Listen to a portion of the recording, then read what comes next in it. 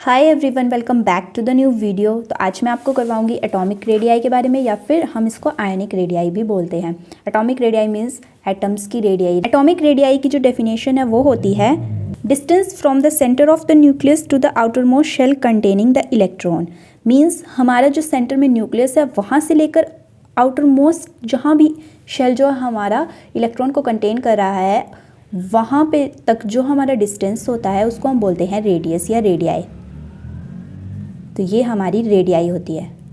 अब यहाँ पर एक प्रॉब्लम आती है कि जो हमारे पास एग्जैक्ट डिटर्मिनेशन होती है एटॉमिक रेडियस की किसी भी एलिमेंट में, वो simple is not simple as expected due to following reason. मतलब हम एक्यूरेट एटॉमिक रेडियस किसी भी एलिमेंट का फाइंड आउट नहीं कर सकते हैं। वो इसलिए नहीं कर सकते हैं, उसके लिए रीज़न है कि it is not possible to measure the exact distance since an atom does not have a well defined boundary and the probability of electron is never zero even at a large distance from the nucleus.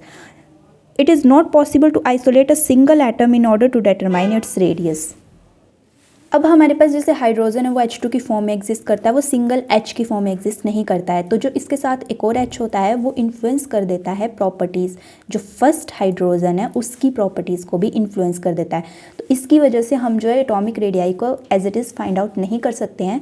However, it may be expressed in 3 different forms depending upon the nature of bonding in atoms।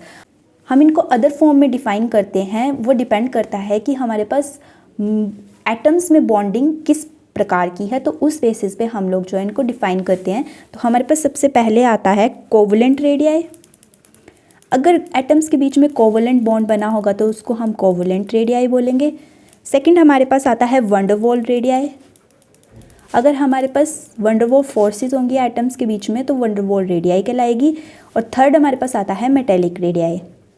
अगर metals के बीच में radius होगा तो उसको हम बोलते हैं metallic radii. अब हमारे पास कोवलेंट रेडियाई क्या होती है? कोवलेंट रेडियाई होती है जैसे मेरे पास ये हाइड्रोजन एटम है H2 मॉलिक्यूल, उसका स्ट्रक्चर कुछ इस प्रकार से होता है।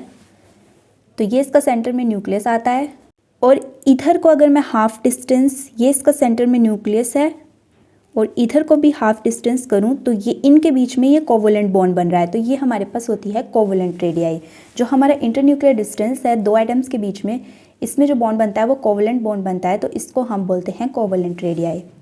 तो इसकी डेफिनेशन होती है 1/2 of the distance between the centre of nuclei of 2 adjacent similar atoms joined to each other by a single covalent bonds. अब यहाँ पर बात हो रही है सिंगल रेडियस की। अगर यहाँ पर मैं बात करूँ डबल बॉन्ड या ट्रिपल बॉन्ड की तो उसको हम कोवलेंट रेडियाई में इंक्लूड नहीं करते हैं।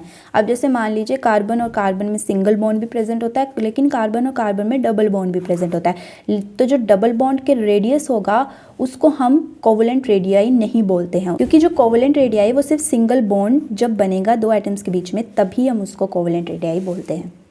अब नेक्स्ट हमारे पास आती है वंडरवॉल रेडियाई। वंडरवॉल रेडियाई होती है half of the internuclear distance. ये मैंने यहाँ पर दो एटम्स ले लिए हैं, तो half of the internuclear distance between two similar adjacent atoms belonging to the two neighbouring molecules of the same substance in a solid state. मतलब फर्स्ट की तो एज इट इज़ वही कोवलेंट रेडियाई की तरह रेडियाई होती है, लेकिन जो वंडरवॉल रेडियाई होती है वो नेक्स्ट जो हमारा वैसा सिमिलर एटम होता है नेबरिंग एटम उस तक भी वो एक्सटेंड करती है। तो ये हमारी होती है वंडरवॉल रेडियाई। मींस हमारा ये जो पोर्शन है ये होता है वंडरवॉल, जब दो नेबरिंग एटम्स के बीच में बॉन्ड बनता है।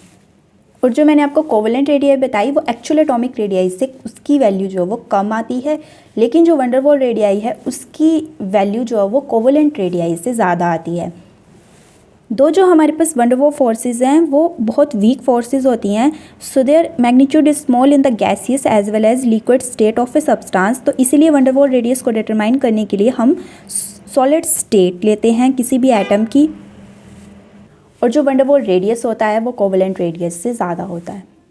अब नेक्स्ट हमारे पास आता है मेटेलिक रेडियस।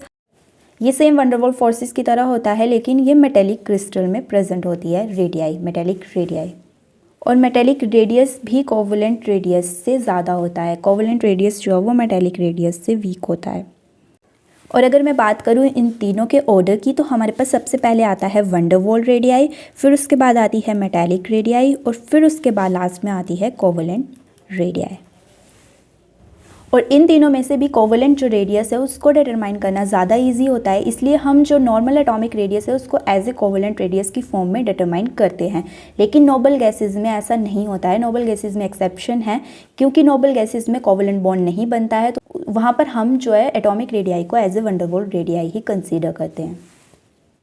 ये तो इंट्रोडक्शन होगी अबाउट एटॉमिक रेडियाई। अब नेक्स्ट मैं आपको बताऊंगी कि पीरियोडिक टेबल में कैसे वेरिएशन आती है एटॉमिक रेडियाई की, वो हम नेक्स्ट वीडियो में करेंगे। Till then do like share and subscribe my channel. Thanks for watching.